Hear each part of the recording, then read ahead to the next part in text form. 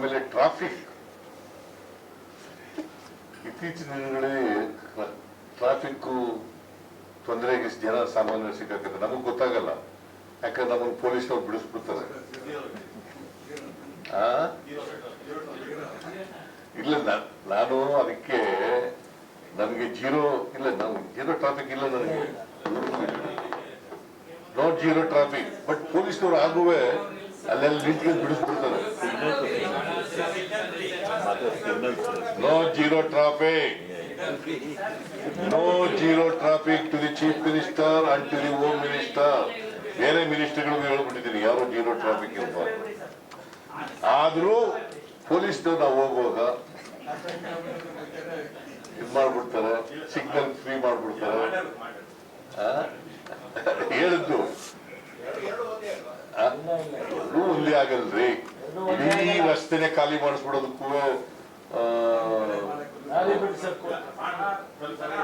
Free traffic free ಅಂತಂದ್ರೆ ನಾವು ಹೋಗೋ ದಾರಿನೆಲ್ಲ ನೀವು ನೋಡಿದಿರಲ್ಲ. ಈಗ ಪ್ರೈಮ್ ಮಿನಿಸ್ಟರ್ ಹೋಗ್ತಾ ಇರ್ತಾರೆ, ದಾರಿ ಇರ್ತದೆ, ಯಾರಾದ್ರು ದಾರಿಗೆ ಹೋಗ್ತಾರ,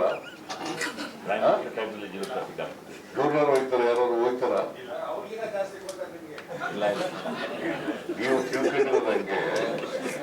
ನಾನು ನೋಡಪ್ಪ, ನಾನು ಇವತ್ತು ನಿಮ್ಮ ಮೂಲಕನೂ ಹೇಳ್ತಾ ಇದ್ದೀನಿ, ಜನರಿಗೂ ಹೇಳಿದ್ದೀನಿ, ಪೊಲೀಸ್ನವ್ರಿಗೂ ಹೇಳಿದ್ದೀನಿ, ಎಲ್ರಿಗೂ ಹೇಳಿದ್ದೀನಿ, no zero traffic to the chief minister and the home minister.